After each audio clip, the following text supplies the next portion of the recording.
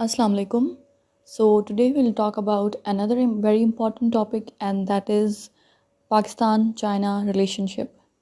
और इस टॉपिक के अंदर हम इसके मुख्तलिफ डायमेंशंस पे बात करेंगे।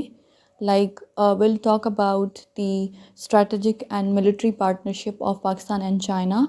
एंड हम ये भी देखेंगे कि किस तरह चाइना पाकिस्तान की ये पार्टनरशिप हेल्प करती है इंडो यूएस अलायंस को काउंटर करने में। And moreover will also see कि किस तरह चाइना और पाकिस्तान का ये जो रिलेशनशिप है ये strengthening military and economic ties हैं, how they will help Pakistan and China to contain Indian influence in the South Asian region and in the Indo-Pacific region. All right, so let's begin with it. So first of all, if we talk about China-Pakistan relations, so we all know very well that China और Pakistan always have shared cordial relations. दोनों ने हमेशा बहुत ही अच्छे ताल्लुकात share किए हैं। Moreover अगर हम इसकी हिस्ट्री के बारे में बात करें तो हमें ये पता चलता है कि जब 1950 में चाइना एक इंडिपेंडेंट स्टेट बना था तो एट दैट टाइम पाकिस्तान एक पहला मुस्लिम कंट्री था और थर्ड नॉन कम्युनिस्ट कंट्री था जिसने चाइना को एक इंडिपेंडेंट स्टेट रिकॉग्नाइज़ किया था और यूनाइटेड नेशंस में उसकी मेंबरशिप को सपोर्ट किया था।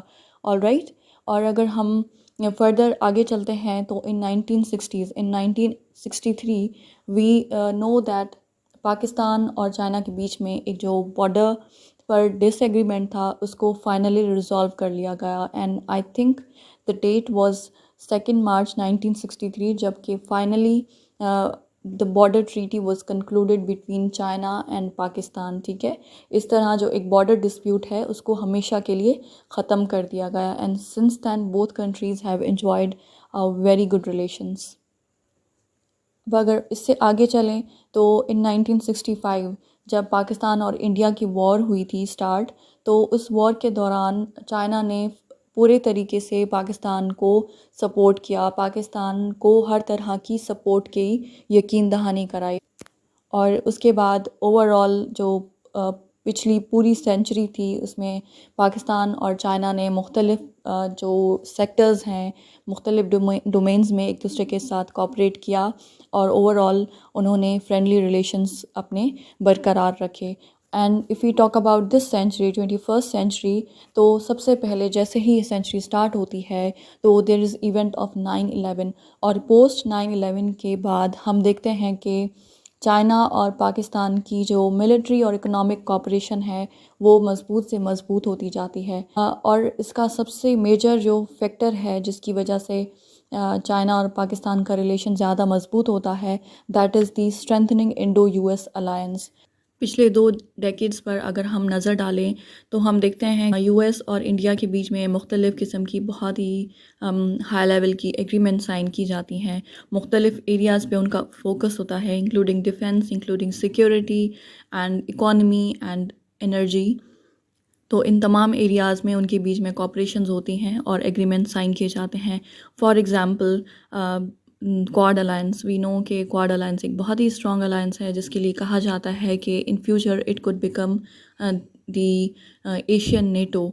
और इसके अलावा हमने देखा कि रिसेंटली यूएस प्रेसिडेंट जो बाइडन उन्होंने एक फ्रेमवर्क इकोनॉमिक फ्रेमवर्क अनाउंस किया for the Indo Pacific region that is called Indo Pacific economic framework for prosperity, जिसमें करंटली 13 कंट्रीज़ मेंबर हैं and India is also one of them. इसके अलावा बहुत ही important agreements उनके बीच में साइन हुए, बहुत ही मेजर डिफेंस पैक्ट साइन हुए, like logistics exchange memorandum of agreement LEMOA जिसे कहते हैं, and other is basic exchange and cooperation agreement BECA agreement. तो ये बहुत ही ज़्यादा इम्पॉर्टेंट हैं एग्रीमेंट्स जिन्होंने पाकिस्तान के सिक्योरिटी कंसर्न्स को बहुत बढ़ा दिया, बहुत कंपाउंड कर दिया। So basically this strengthening Indo-US alliance compounded the concerns of Pakistan with regards to its security। अब इस इंडो यूएस अलायंस के मुख्तलिफ इसके अंदर मुख्तलिफ पैक्ट्स और एग्रीमेंट साइन हुए, तो इससे क्या हुआ कि इंडिया स्ट्रेंथन हुआ अगेंस्ट पाकिस्तान। जो इस रीजन का बैलेंस ऑफ पावर है साउथ एशिया में, वो काफ़ी हद तक डिस्टर्ब हुआ। हम पिछली सेंचुरी में देखते हैं कि जब इंडिया ने अपना एटमी धमाका किया, तो उसकी वजह से दोनों कंट्रीज़ में जो बैलेंस ऑफ पावर है वो डिस्टर्ब हुआ। इसके नतीजे में पाकिस्तान ने भी अ, ये एम किया कि वो भी एटम बॉम्ब बनाएगा और एटमी धमाका करेगा, ताकि वो जो बैलेंस ऑफ पावर है उसको न्यूट्रलाइज कर लिया जाए। एज अ रिज़ल्ट हम देखते हैं कि इन मई 1998 पाकिस्तान ने भी फाइनली एटमी धमाका किया and became a declared nuclear power. तो इस तरह से न्यूट्रलाइज हो गया balance of power in this region. लेकिन उसके बाद जब नेक्स्ट सेंचुरी आती है 21st सेंचुरी, तो मुख्तलिफ लेवल्स पे इंडिया को सपोर्ट किया जाता है यूएस की जानिब से, उसकी नेवल पावर को, उसकी एयरफोर्स को और उसकी इकॉनमी को स्ट्रेंथन करने के लिए मुख्तलिफ पैक्ट्स और मुख्तलिफ एग्रीमेंट साइन किए जाते हैं। इंडिया को हर तरह से सपोर्ट प्रोवाइड की जाती है, जिससे मज़ीद बैलेंस ऑफ पावर डिस्टर्ब हो जाता है again in this region of South Asia. वैसे तो इसके पीछे यूएस का एक ही मकसद है कि वो इंडिया को स्ट्रेंथन करे अगेंस्ट चाइना को कंटेन करने में इंडिया उसके लिए मददगार साबित हो, इसलिए वो इतना स्ट्रॉन्ग कर रहा है इंडिया को इस रीजन में, और चाहता है कि चाइना के बजाय इस रीजन की डोमिनेंट रीजनल पावर इंडिया बने। और इंडिया के भी यही एम्बिशंस हैं, यही हेजमनिक एम्बिशंस हैं कि it wants to become hegemonic regional power, और इंडिया इसी के लिए ही काम कर रहा है। लेकिन चाइना और पाकिस्तान ऐसा नहीं चाहते। सो ऑब्वियसली ज़रूरत को देखते हुए चाइना और पाकिस्तान करीब आए and they both came in partnership. और इस पार्टनरशिप का मेजर मकसद यही है कि इंडिया के हेजमनिक एम्बिशंस को कामयाब ना होने दिया जाए। मोरोवर जो स्ट्रेंथनिंग इंडो यूएस अलायंस है उसको काउंटर बैलेंस कर लिया जाए। सो इस म्यूचुअल इंटरेस्ट को देखते हुए both countries came together in partnership. और हम देखते हैं कि पिछले 2 डेकेड्स में वक्त के साथ साथ चाइना और पाकिस्तान के बीच में जो मिलिट्री और इकोनॉमिक इंगेजमेंट्स हैं हमें बढ़ती हुई नज़र आई, हमें स्ट्रॉन्ग होती नज़र आई। यानी पाकिस्तान की अब चाइना के साथ बहुत काफ़ी इकोनॉमिक इंटरडिपेंडेंस क्रिएट हो गई है, काफ़ी मिलिट्री डिपेंडेंस क्रिएट हो गई है। Like we saw that in 2007 जो चाइना के JF-17 फाइटर जेट्स हैं, 2 fighter jets were received by Pakistan from China.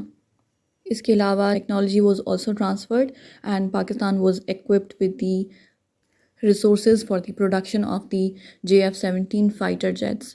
उसके बाद हम देखते हैं कि in 2015 पाकिस्तान और चाइना के बीच CPEC का प्रोजेक्ट फाइनलाइज होता है। CPEC China Pakistan economic corridor, जो कि चाइना के एक बहुत ही बड़े project belt and road initiative का फ्लैगशिप प्रोजेक्ट है and basically it is an infrastructure project.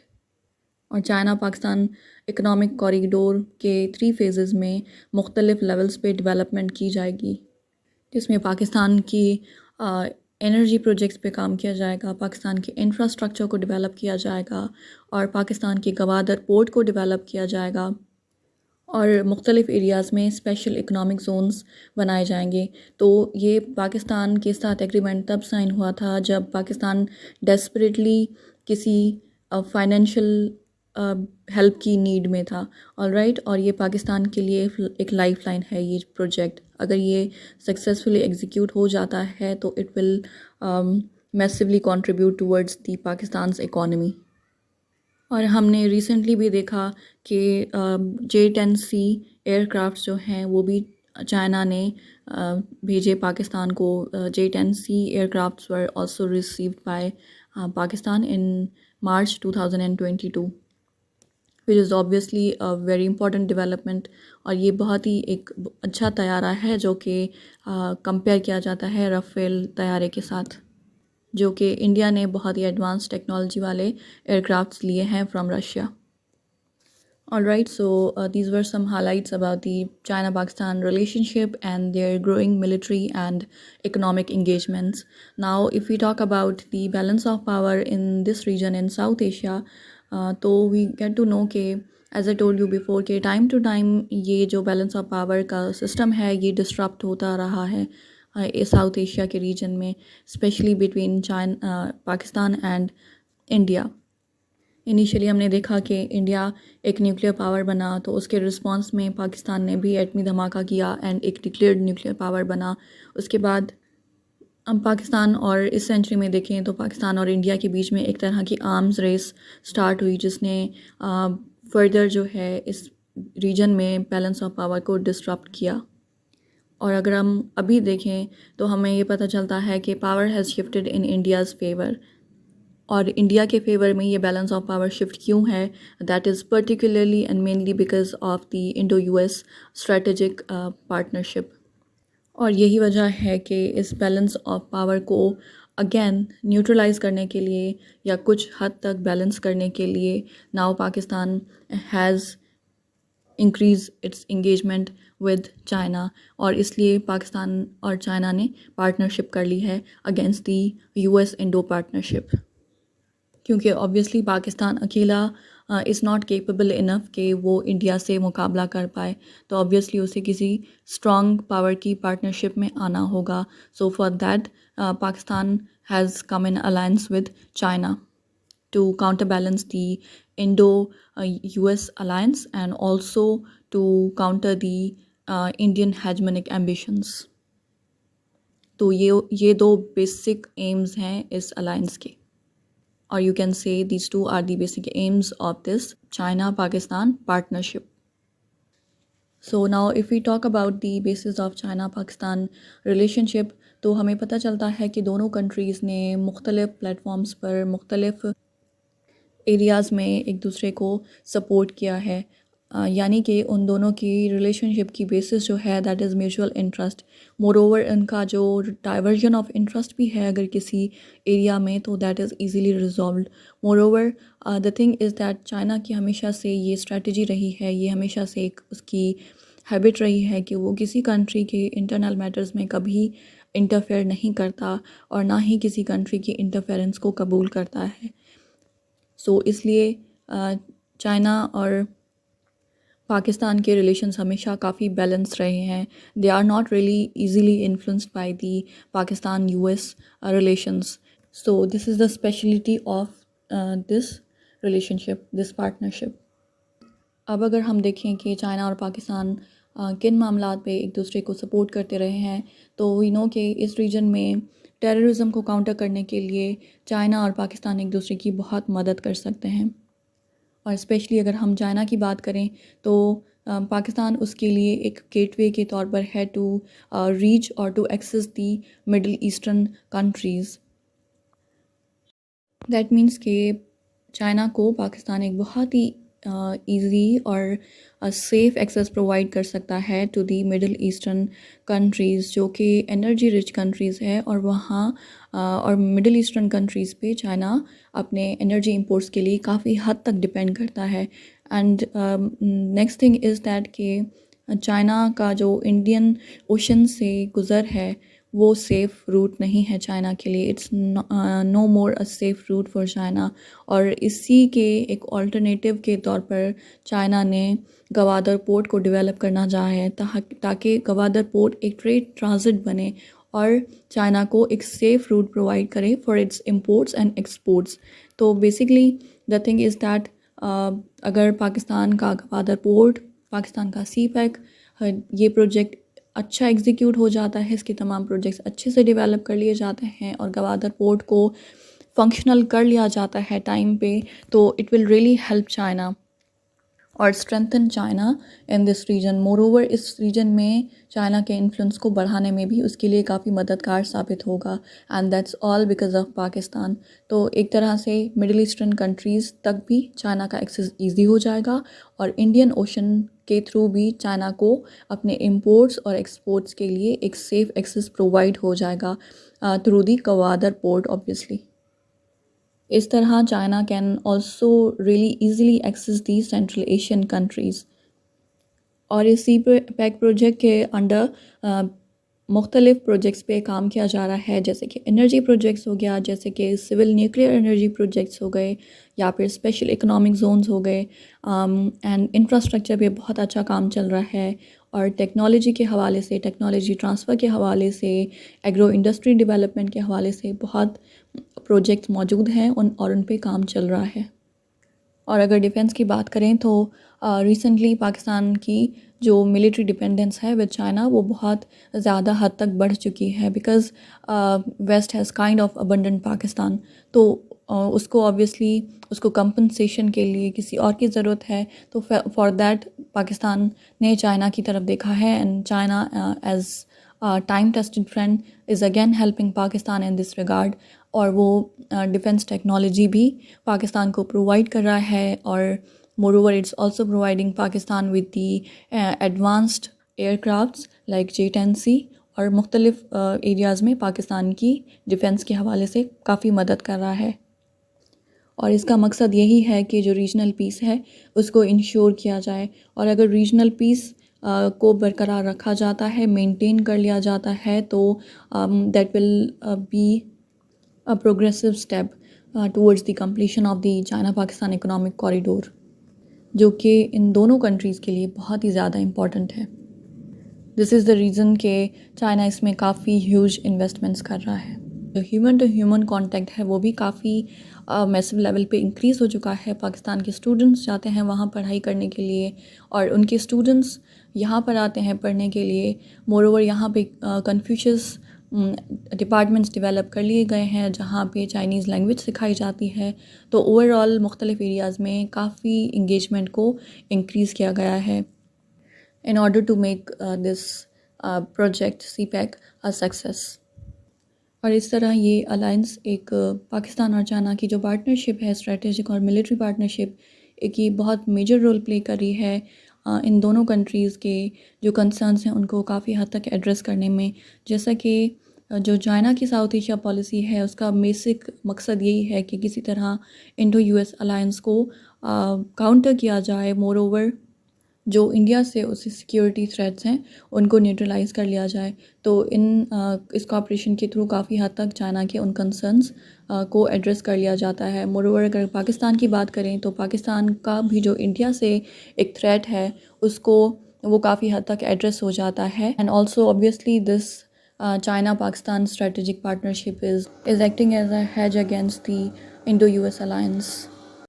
अब यहाँ पर हमने ये बात तो कर ली कि किस तरह और क्यों चाइना और पाकिस्तान पार्टनरशिप में आकर इंडिया के इन्फ्लुएंस को कंटेन करना चाहते हैं in the region of South Asia and also in the Indian ocean. लेकिन अगर हम इंडियन एम्बिशंस की बात करें कि किस तरह इंडिया तेज़ी से अपने इन डिज़ायर्स को परस्यू कर रहा है, तो हमें ये बात समझ में आती है कि इंडिया बहुत इन्वेस्ट कर रहा है और तेज़ी से अपनी नेवल कैपेबिलिटीज़ को इन्हेंस कर रहा है। इंडियन नेवी को मॉडर्नाइज़ किया जा रहा है और उन्हें इक्विप किया जा रहा है with the modern technology, and obviously India is doing that with the help of other countries like France and Russia. और ऐसा इसलिए है क्योंकि इंडियन एनालिस्ट हैं काफ़ी, उनका ये कहना है कि Indian ocean is the backyard of India. India ये चाहता है कि इंडियन ओशन पे ज़्यादा से ज़्यादा उसका कंट्रोल हो, और यही वजह है कि इंडिया और चाइना दोनों इस रीजन में अपने कंट्रोल के लिए आमने सामने हैं। अगर हम इंडियन ओशन की इम्पोर्टेंस की बात करें तो we know that it is a resource rich ocean. Moreover it has significance because of its strategic and economic value। Indian Ocean के साथ तकरीबन अप्रॉक्सीमेटली 48 कंट्रीज़ लगते हैं, जिनमें 18 countries are African countries, 11 are Middle Eastern, 7 countries lie in South Asia, 6 countries lie in Southeast Asia, and there are also 5 island states, and then there is also the continent of Australia। तो ये तमाम जो countries हैं Indian Ocean के साथ लगते हैं, और इसकी सिग्निफिकेंस इसलिए भी है क्योंकि because of the Malacca straight. Malacca straight you know this is the straight passage way for the trade, यानी कि it is a trade route through the Indian ocean. और इसकी ग्लोबल ट्रेड के लिए तो बहुत इम्पोर्टेंस है, क्योंकि जो ग्लोबल ट्रेड का एक सिग्निफिकेंट परसेंटेज है वो यहाँ से गुज़रता है। मोरओवर इसकी चाइना के लिए बहुत ही ज़्यादा इम्पोर्टेंस है, वो इसलिए क्योंकि चाइना की जो 80% एनर्जी ट्रेड है, जो एनर्जी इंपोर्ट्स हैं चाइना की, वो यहाँ से गुज़र के चाइना तक पहुँचते हैं। तो obviously this makes it a very significant straight for China. और यहीं से कॉन्सेप्ट आता है मलाका स्ट्रेट का। Malacca strait lies between Indonesia and Malaysia, alright. और इसी के साथ ही दूसरे कुछ स्टेट्स भी हैं लाइक सिंगापुर, जो कि एक स्ट्रॉन्ग यूएस एलाई भी है। और इसकी सराउंडिंग में वो तमाम कंट्रीज़ लाई करते हैं जिनका डिस्प्यूट है with China over the South China Sea, alright. तो यहाँ पर चाइना को हमेशा ये एक सिक्योरिटी कंसर्न रहता है कि इन केस साउथ चाइना सी पे फ्यूचर में इन कंट्रीज़ के साथ कोई एस्केलेशन हो जाती है, तो in that case this can become a choke point for China. आने वाले वक्त में अगर किसी टाइम एस्केलेशन हो जाती है over the matter of South China Sea, तो फिर चाइना की जो एनर्जी इंपोर्ट्स हैं उनको मलाका स्ट्रेट पे ब्लॉक किया जा सकता है। And this is the major concern of China. और इससे डील करने के लिए चाइना ऑलरेडी बहुत से ऐसे प्रोजेक्ट्स पर काम कर रहा है जिस तरह के जिससे वो अपने इंपोर्ट्स के लिए ऑल्टरनेटिव रूट्स प्रोवाइड कर सके, जिसमें चंद पाइपलाइन के प्रोजेक्ट्स आते हैं। एंड ऑल्सो ईपैक का गवादर पोर्ट है, उसकी डेवलपमेंट में भी चाइना इसलिए इंटरेस्टेड है क्योंकि गवादर पोर्ट जो है चाइना को एक ऑल्टरनेटिव ट्रेड रूट प्रोवाइड करेगा for its imports and exports. This is the reason कि सीपैक का प्रोजेक्ट, गवादर पोर्ट का प्रोजेक्ट चाइना के लिए बहुत ही अहमियत रखता है। तो अब हम वापस अपने इंडिया के एम्बिशंस वाली बात पे आ जाते हैं, कि जिसमें पहला तो ये है कि हम देख रहे हैं कि इंडिया बहुत तेज़ी से अपनी नेवल कैपेबिलिटीज़ को इन्हेंस कर रहा है। और दूसरी हमें एविडेंस इसका ये मिलता है कि India has significantly increase its military spending. और अब इंडिया जो है अपनी जीडीपी का एक मेजर परसेंटेज अपनी मिलिट्री स्पेंडिंग के लिए एलोकेट करता है, बिकॉज़ इंडिया इस बात को समझता है कि इंडियन ओशन में अपने इन्फ्लुएंस को बरकरार रखने के लिए उसे अपनी नेवी को बहुत स्ट्रॉन्ग करना होगा, और उसको स्ट्रॉन्ग करने के लिए उसमें बहुत इन्वेस्ट करना होगा। और इसलिए नई टेक्नोलॉजी, नया इक्विपमेंट और नए वेपन्स को लाना ज़रूरी है इन द इंडियन ओशन। इस ऑब्जेक्टिव को अचीव करने के लिए इंडिया ने जो है एक वाहिद जो है ट्राइलेटरल कमांड इस्टेब्लिश किया in the Andaman and Nicobar islands. ये आइलैंड्स जो हैं Andaman and Nicobar, these are the union territories of India. और इनकी खासियत ये है कि these are very close to the strait of Malacca, ताकि जो इंडिया के स्ट्रेटजिक इंटरेस्ट हैं उनको प्रोटेक्ट किया जा सके। और इन केस अगर चाइना के साथ कोई भी एस्केलेशन होती है तो इन दैट केस ये चाइना के अगेंस्ट इंडिया को एक बहुत ही स्ट्रॉन्ग पोजीशन प्रोवाइड कर सकती है। इसके अलावा इंडिया ने अपनी जो सबमरीन फ्लीट है उस पर भी बहुत काम किया है, और फ्रांस की मदद से उसको हर तरह से मॉडर्नाइज़ करने के लिए बहुत काम किया है। इसके अलावा इंडो यूएस और इंडो इसराइल जो डिफेंस कॉपरेशन है इन कंट्रीज़ की आपस में, उसने भी इंडिया को एक बहुत ही सिग्निफिकेंट लेवल पे हेल्प किया है to develop its naval power. And next is that advance technology vessel programme के तहत इंडिया ने न्यूक्लियर पावर सबमरीन टेक्नोलॉजी भी रिसीव की। And in 2009 by the then president Manmohan Singh, उन्होंने 6000 ton nuclear powered submarine INS Arihant को भी लॉन्च किया। And उसको इंडिया की नेवल हिस्ट्री में एक बहुत ही इम्पॉर्टेंट इवेंट करार दिया। He said that today we join a selected group consisting of 5 states who have the capability to build a nuclear submarine। यानी कि 2009 से पहले सिर्फ 5 कंट्रीज़ ऐसे थे जिनके पास न्यूक्लियर सबमरीन की टेक्नोलॉजी थी या न्यूक्लियर सबमरीन बिल्ड करने की कैपेबिलिटी थी, जो कि P5 कंट्रीज़ हैं, that include US, Russia, UK, France and China. And बाद में ये कैपेबिलिटी इंडिया को भी ट्रांसफ़र की गई by the advance technology vessel programme. और अगर हम करंटली बात करें तो Australia is going to be the 7th country to have the nuclear powered submarine technology. You know कि लास्ट ईयर ऑकस अलायंस को अनाउंस किया गया था by the US president Joe Biden. AUKUS alliance में 3 members हैं, that is Australia, United States and UK. और इस pact के तहत यूके और यूनाइटेड स्टेट्स दोनों मिलकर ऑस्ट्रेलिया को न्यूक्लियर पावर्ड सबमरीन्स डेवलप करने में हेल्प करेंगी। यानी जो न्यूक्लियर पावर्ड सबमरीन डेवलप करने की कैपेबिलिटीज़ है और टेक्नोलॉजी है वो उसको ट्रांसफ़र की जाएगी ऑस्ट्रेलिया को, that is a non nuclear power state. इसके साथ साथ इंडिया बहुत कोशिश कर रहा है कि इंडियन ओशन की जो सराउंडिंग स्टेट्स हैं, लिटरल स्टेट्स हैं, उनके साथ अपनी इंगेजमेंट को मजबूत करे, उनके टाइज को स्ट्रेंथन करे और उनके कॉन्फिडेंस को गेन करे। और इस तरह से भी इंडिया को जो इन्फ्लुएंस है रीजन में वो बढ़ सकता है। तो ये तमाम स्टेप्स हैं जो इंडिया ने लिए हैं अपने एम्बिशंस को, अपने डिज़ायर्स को परस्यू करने के लिए। और इंडिया के ये इरादे क्लियरली हमें शो करते हैं कि these are aimed at disrupting the balance of power in the region. इसके अलावा हमें चाइना और पाकिस्तान की पार्टनरशिप के हवाले से जिन टॉपिक्स को थोड़ा सा डिटेल में डिस्कस करना चाहिए उनमें एक आता है गवादर पोर्ट, और इसके अलावा next is China Pakistan economic corridor. I will not discuss these topics in this video because I have already made videos on these topics, so please check the link in description below. If you found this video helpful, so please like, share, comment and subscribe to my channel. Thank you so much. Take care. Bye bye.